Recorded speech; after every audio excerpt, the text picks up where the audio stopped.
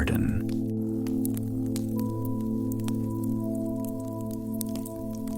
The garden awakened precisely at night.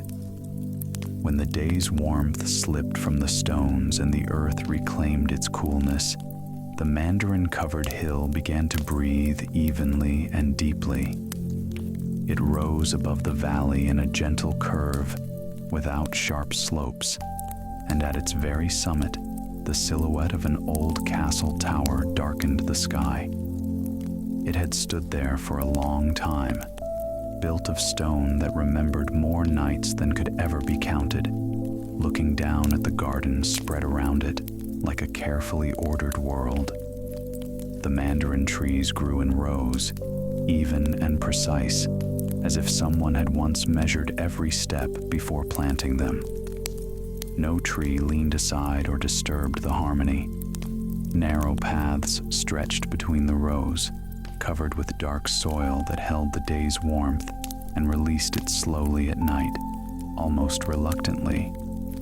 The leaves were dense, richly green, and in the moonlight they appeared deeper than during the day, nearly velvety.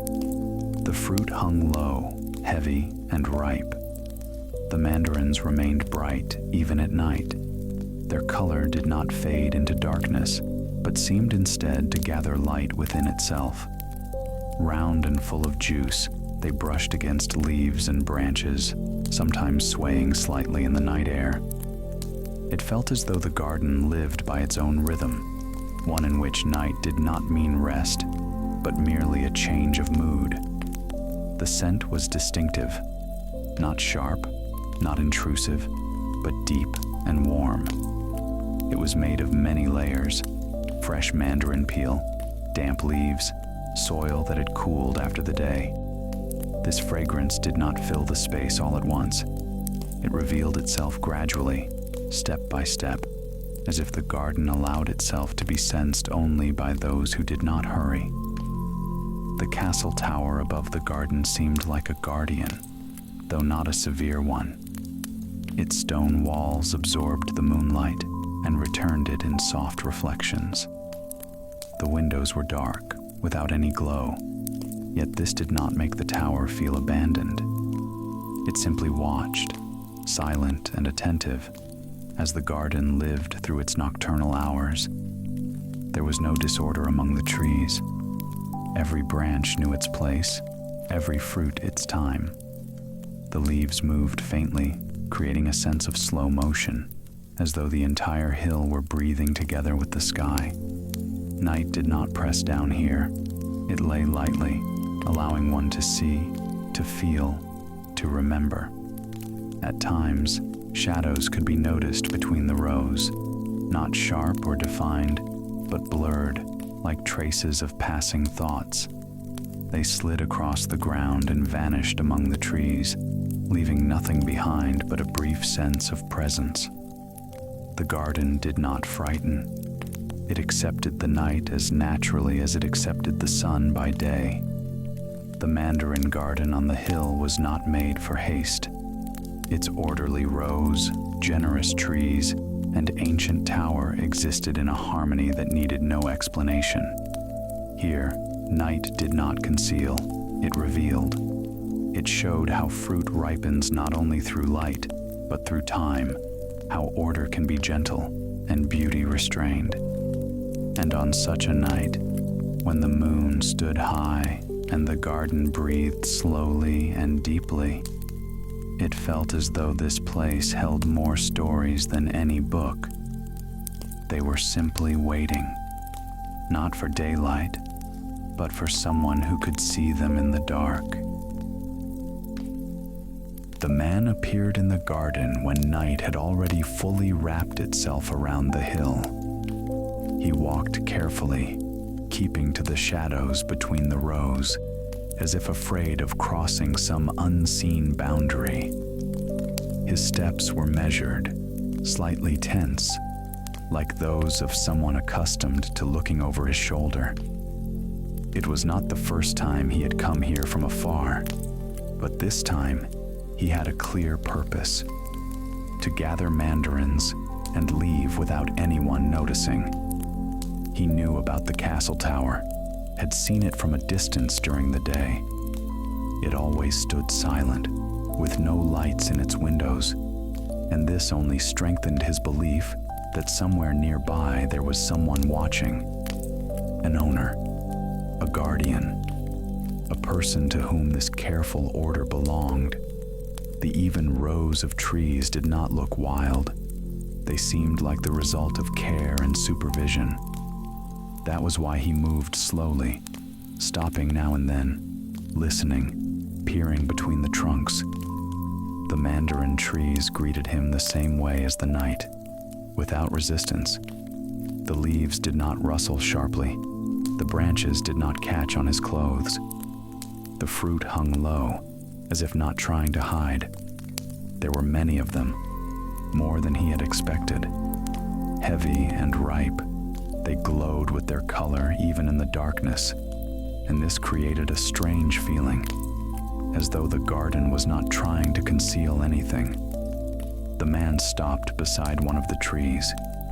He did not reach out right away.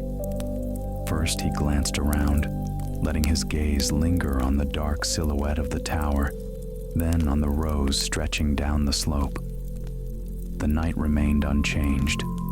No movement, no sign of another person's presence. Only the garden, even and composed. He carefully picked the first mandarin. The fruit separated easily from the branch, as if it had been meant to happen that way.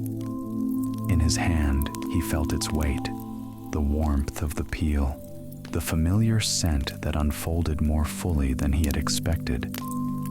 The man let his gaze rest on the branch, and that was when he noticed that in the place of the picked fruit, another had already appeared. Still small, lighter in color, but unmistakably new. He did not step back or grow frightened, but he froze for a few seconds, trying to make sense of what he had seen. Perhaps he simply hadn't noticed it before. Perhaps the branch had been thicker than it seemed. The man did not look for explanations. He was used to not asking unnecessary questions where one could simply take and leave. He picked another mandarin, and another. Each time, the branch remained full. The fruit did not disappear. The tree did not thin out. On the contrary, it seemed to preserve the same balance, as if quantity did not matter. The man filled his pockets, held mandarins in his hands, arranged them carefully, and glanced around less and less. The tension with which he had arrived slowly faded. He moved from tree to tree, and everywhere he saw the same thing. The garden did not grow empty.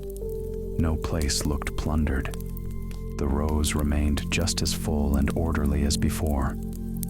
There was something unusual in this, yet also calming, as if the garden lost nothing by giving.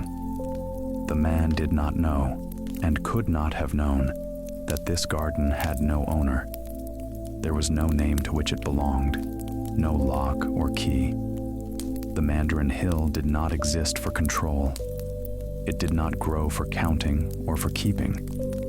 The trees stood here not to be guarded, but to bear fruit. When the man finally stopped, his hands were full and his steps lighter than at the beginning. He glanced back once more, but now without worry.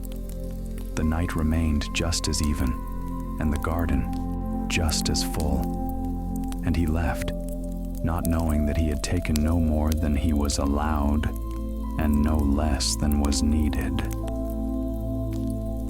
When the man returned home, the night was already sinking into its deepest state. The house greeted him with familiar walls, dim light, and the usual scent of warmth. He set the mandarins on the table, and the bright fruit immediately changed the space, as if they had carried with them a fragment of the hill, the ordered rows of trees, and the night air. The man sat down without taking off his coat and looked at them for a long time, not touching them. That was when understanding came to him. He remembered the branches that never grew bare. He remembered how the garden neither resisted nor hid itself, how there was neither anxiety nor prohibition within it. He suddenly felt with clarity. There had been nothing there that he could steal. There was no owner to deceive, no boundary he had crossed.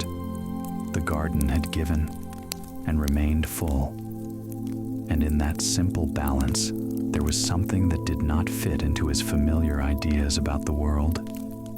The man realized that he had taken more than just fruit. Within him appeared a light, almost forgotten feeling, trust, not in a particular place or in people, but in life itself, as if someone had reminded him, without words, that not everything is built on exchange, calculation, and caution, that sometimes one can simply come and leave without causing any loss. He did not sleep much that night. His thoughts were not heavy, rather even arranged, and almost without hesitation, before there was even a hint of dawn, the man left his house again. This time, he walked differently. There was neither a bag nor pockets prepared for fruit in his hands. He did not plan to take anything. He only wanted to be there, among the straight rows, under the dark sky, beside the tower that watched silently from above. His steps grew calmer, his shoulders more relaxed.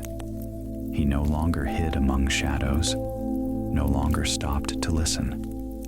The Mandarin garden received him just as it had before. The trees stood in their places. The fruit glowed with a deep color. The leaves kept their rich, dark green. The paths between the rows were open, and the ground beneath his feet seemed warm despite the night's coolness. The man walked slowly, allowing himself not to hurry, to look, to breathe in the sense, to remember. He touched the branches with his fingertips, but did not pick the fruit. He simply felt the roughness of the leaves, the weight of the mandarins resting on the trees without strain. From time to time he stopped and looked upward, at the tower, at the sky, at the lines of trees descending the slope. Everything was in its place, and in this walk there was no purpose, only presence, only the understanding that the garden existed not for use and not for possession. It was like a reminder that generosity does not always need a reason, that order does not always demand control, that goodness is not always loud. Sometimes it simply grows in rows on a hillside and offers its fruit to anyone willing to accept it without fear. The man walked for a long time, until the night slowly began to loosen its hold on the sky. When he finally stopped and turned back, there was no sense of an ending within him, only a quiet certainty.